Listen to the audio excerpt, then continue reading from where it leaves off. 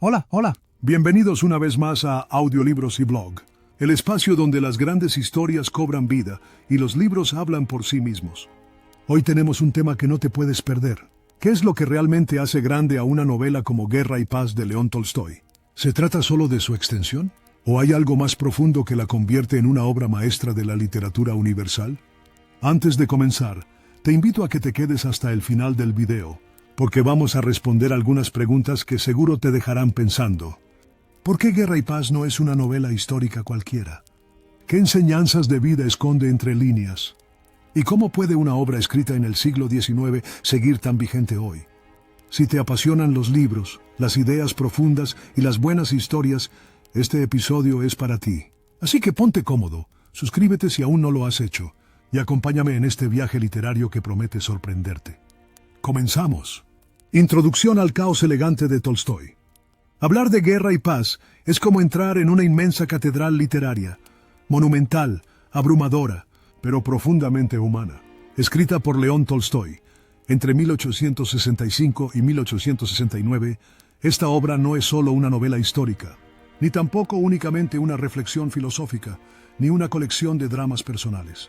Es todo eso y más, entrelazado con una destreza narrativa que solo los grandes maestros pueden manejar. Desde las primeras páginas, Tolstoy nos lanza sin anestesia a una velada aristocrática en San Petersburgo, donde la nobleza rusa charla sobre Napoleón, la política y los chismes del momento. No parece un inicio épico, pero ese es uno de los primeros trucos del autor. Comenzar por lo íntimo para luego elevarlo a lo universal. Los personajes se despliegan como piezas de ajedrez en un tablero que no tardará en estallar en guerra. Aquí aparece Pierre Besukhov, el heredero torpe e idealista, tan fuera de lugar en los salones como lo estará más adelante en el campo de batalla. Le sigue el príncipe Andrei Bolkonsky, valiente, escéptico y con una dosis trágica que lo convierte en uno de los personajes más complejos y conmovedores de la literatura rusa. Y por supuesto, Natasha Rostova, que aun siendo una adolescente impulsiva al inicio, terminará siendo uno de los ejes emocionales del relato. Pero lo que hace especial a Guerra y Paz no es solo la construcción de personajes. Es la forma en que Tolstoy mezcla lo macro y lo micro, el destino de naciones y el temblor de una carta no enviada, la gloria y el horror de la guerra con las pequeñas miserias domésticas, la reflexión filosófica con el chisme de sociedad. A medida que avanzamos en la primera parte de la novela, el autor va sembrando las semillas de una pregunta que nos acompañará todo el libro. ¿Somos dueños de nuestro destino o simples peones en un juego histórico mucho más grande? Esa pregunta cobra peso cuando los tambores de guerra comienzan a sonar. Napoleón avanza y Rusia se prepara. Pero Tolstoy, fiel a su estilo, no se queda en los movimientos de tropas. Nos lleva con los soldados, los generales, los campesinos. Nos mete dentro del conflicto como si estuviéramos allí. Y lo hace con una claridad que sorprende, porque nunca glorifica la guerra. Al contrario, la desnuda. La vida cotidiana y la historia con mayúscula se dan la mano en cada capítulo. Así, mientras Europa arde, la familia Rostov organiza bailes y sufre apuros económicos. Pierre se debate entre la frivolidad de la alta sociedad y su deseo de encontrar un sentido a su existencia. Y el príncipe Andrei, que marcha al frente, empieza a descubrir que el heroísmo no siempre se parece a lo que pintan los libros. Tolstoy nos guía con una mirada crítica, pero también compasiva. No hay personajes del todo buenos o malos, solo seres humanos luchando con sus contradicciones. Y en eso quizás radica la verdadera genialidad de esta obra, en recordarnos que incluso en medio del estruendo de la historia, lo humano nunca desaparece. Del salón al campo de batalla, cuando la historia estalla.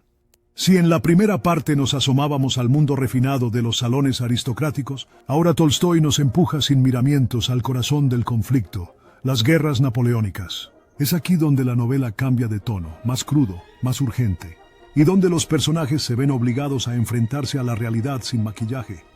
La batalla de Austerlitz marca un antes y un después. Para el príncipe Andrei, que parte con la ilusión de alcanzar la gloria militar, el choque con la brutalidad del campo de batalla es devastador.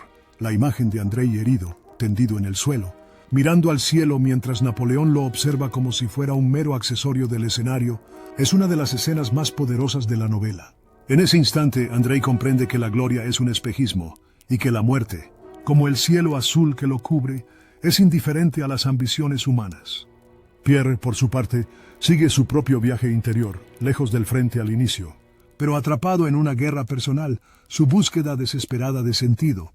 Heredero de una fortuna, atrapado en un matrimonio tóxico con la bellísima pero vacía Hélène, se lanza a la masonería buscando respuestas. ¿Quién soy? ¿Cuál es mi papel en el mundo? Mientras otros empuñan armas, Pierre empuña ideas, aunque pronto descubre que también las ideas pueden estallar como cañones. En contraste, Natasha Rostova florece en esta parte de la novela. Su juventud, su pasión por la vida, su espíritu vibrante la convierten en un símbolo de lo que aún vale la pena proteger. Tolstói la pinta con ternura, pero también con realismo. Sus errores y decisiones impulsivas, especialmente en su relación con Anatole Kuragin, nos recuerdan que el crecimiento humano siempre viene con cicatrices. Natasha no es una heroína clásica, es un alma viva, contradictoria, luminosa y oscura a la vez. Aquí, Tolstói despliega otra de sus armas maestras, la alternancia constante entre lo público y lo privado, entre el estruendo de los cañones y el murmullo de las emociones íntimas. Un capítulo puede mostrar la confusión de una carga de caballería. El siguiente, una carta escrita con manos temblorosas. Esta estructura mantiene el ritmo de la obra palpitante, como si la historia respirara con sus personajes. Y no podemos olvidar al general Kutuzov, figura central del mando ruso. Tolstói lo retrata no como un genio militar al estilo napoleónico, sino como un anciano sabio que entiende que la historia se mueve no por la voluntad de unos pocos, sino por la suma de millones de pequeñas decisiones. En un tiempo donde muchos escritores glorificaban a los líderes, Tolstói se atreve a decir lo contrario, que nadie tiene el control absoluto, ni siquiera el mismísimo Napoleón. La guerra continúa, los ideales se erosionan, y los personajes, al igual que Rusia, cambian. Se hacen más duros, más sabios o simplemente más cansados. Pero también, en medio del desastre, aparece una extraña belleza, la de la compasión, la solidaridad, el amor que brota incluso cuando todo lo demás parece desmoronarse. El despertar interior, cuando el alma entra en guerra. A estas alturas del libro, el lector ya ha pasado por una montaña rusa emocional junto a los personajes. Pero lo más fascinante es que Tolstói aún no ha jugado sus cartas más profundas. Porque Guerra y Paz no es solo una crónica de batallas y romances. Es también una exploración del alma humana cuando se enfrenta al sinsentido, al dolor y al vacío. Pierre, que comenzó como un noble torpe y desorientado, se convierte aquí en el eje de una transformación espiritual. Después de múltiples decepciones, la traición de su esposa, la farsa de los salones y su fallido intento de encontrar claridad en la masonería, toma una decisión radical: viajar a Moscú justo cuando las tropas napoleónicas están por invadir la ciudad. Y es ahí donde ocurre uno de los momentos más humanos y conmovedores de toda la novela: la captura de Pierre por los franceses. En ese tiempo de encierro, de hambre y de incertidumbre, Pierre encuentra algo que nunca había tenido: paz interior. Paradójicamente, en medio del desastre total, descubre la posibilidad de vivir con sentido, sin necesitar controlarlo todo.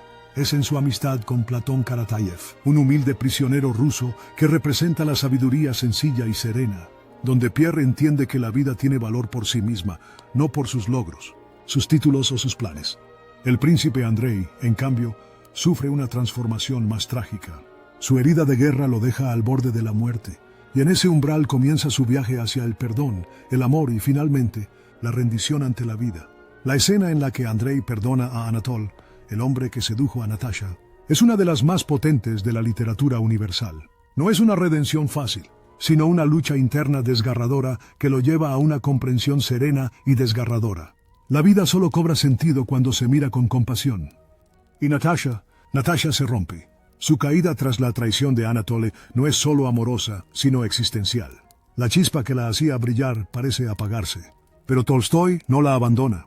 Al contrario, le da un camino de redención genuino.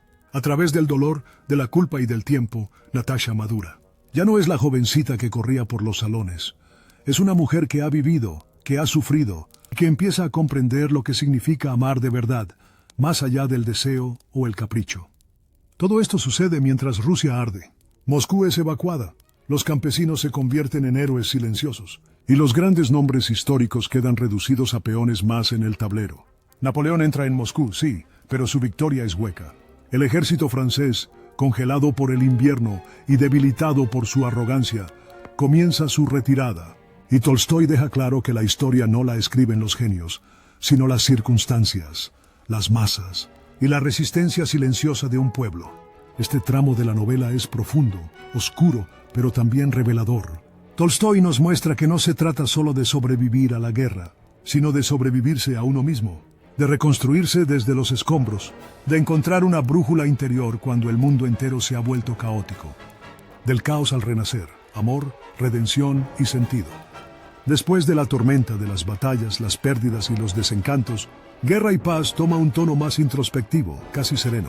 Es como si Tolstói quisiera mostrarnos que, tras el estruendo de los cañones, lo que queda no es el eco de los héroes, sino el latido silencioso de quienes siguen adelante. La historia de Pierre y Natasha simboliza esta transición. Ambos han atravesado el fuego, él en el cuerpo y el espíritu, ella en el alma y la esperanza. Cuando se reencuentran, no hay fuegos artificiales ni discursos grandilocuentes. Hay silencio, miradas y una comprensión tácita. Han cambiado, han perdido parte de sí, pero en esa pérdida han ganado profundidad. El amor que nace entre ellos no es el de los cuentos de hadas, sino el de quienes han sufrido lo suficiente como para valorar lo real. Es un amor sin adornos, sin promesas exageradas, y eso lo hace genuino. Tolstói no nos regala un final feliz en el sentido clásico, pero sí nos da algo más poderoso, la posibilidad del renacer. También se cierra aquí el ciclo de Andrei, quien, aunque no llega al final del libro con vida, sí lo hace con una paz interior conquistada. Su muerte no es un acto trágico en sí, sino una liberación. En sus últimos pensamientos hay una aceptación serena de la vida y del misterio de la existencia. No hay resignación, sino una especie de reconciliación con el mundo. El papel de la familia cobra protagonismo hacia el cierre. Tolstói parece decirnos que, al final, no son los emperadores ni los generales quienes dan sentido a la vida, sino los lazos cotidianos. Un hijo que aprende a caminar, una esposa que canta, un hogar que se reconstruye poco a poco. En este punto la novela deja de mirar al mundo exterior para mirar hacia adentro. Y eso es lo que la hace tan humana. Guerra y Paz no termina con un desfile de victorias ni con grandes discursos, sino con una reflexión pausada sobre el tiempo, la fe y la capacidad de los seres humanos para cambiar. Un detalle que muchos lectores pasan por alto es el simbolismo del paso de las estaciones.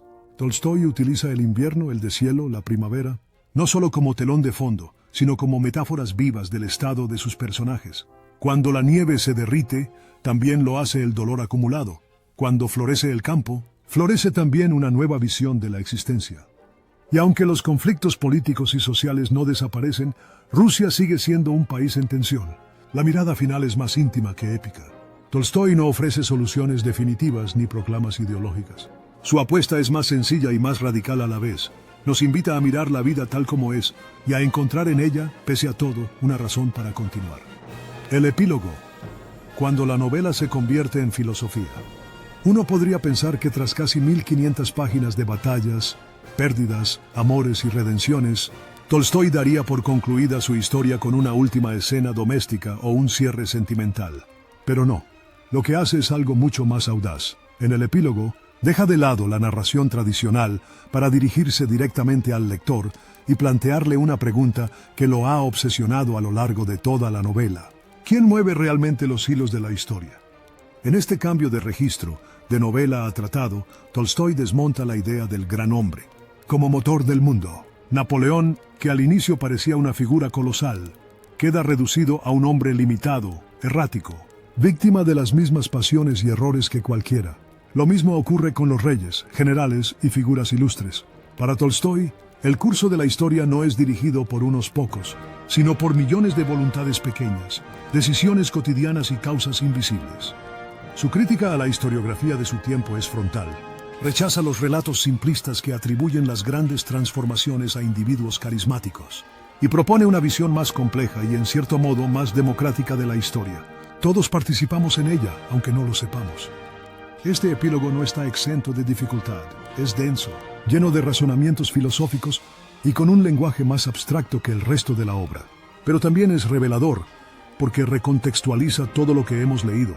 Nos obliga a mirar hacia atrás y entender que lo que parecía una novela sobre la guerra o una historia de amor es en realidad una meditación sobre el sentido de la existencia en un mundo impredecible. En ese sentido, Guerra y Paz termina no con una conclusión, sino con una apertura. No hay respuestas definitivas, pero sí una invitación al pensamiento. Tolstói nos deja con más preguntas que certezas, y eso, lejos de frustrar, enriquece. Porque no se trata de encontrar una moraleja, sino de aprender a mirar la vida y la historia con nuevos ojos. Y así, cuando cerramos el libro, sentimos que hemos viajado con Pierre, con Natasha, con Andrei, con los soldados anónimos y con los campesinos olvidados. Hemos sentido el miedo, el deseo, el dolor, la esperanza y, sobre todo, hemos comprendido que la vida, como la historia, no es lineal ni justa, pero sí profundamente humana. Y hasta aquí llega el episodio de hoy. Si te gustó el contenido, no olvides suscribirte al canal para no perderte los próximos audiolibros, análisis y reflexiones que estamos preparando. Si consideras que este trabajo merece ser apoyado, puedes compartir este video, dejar un like y comentar tu opinión. Todo eso ayuda muchísimo a que esta comunidad siga creciendo. Y si deseas hacer una donación voluntaria, en el comentario fijado te dejo todas las formas en las que puedes hacerlo. Cada aporte, por pequeño que sea, permite que este proyecto continúe con más fuerza y calidad. Gracias por acompañarnos.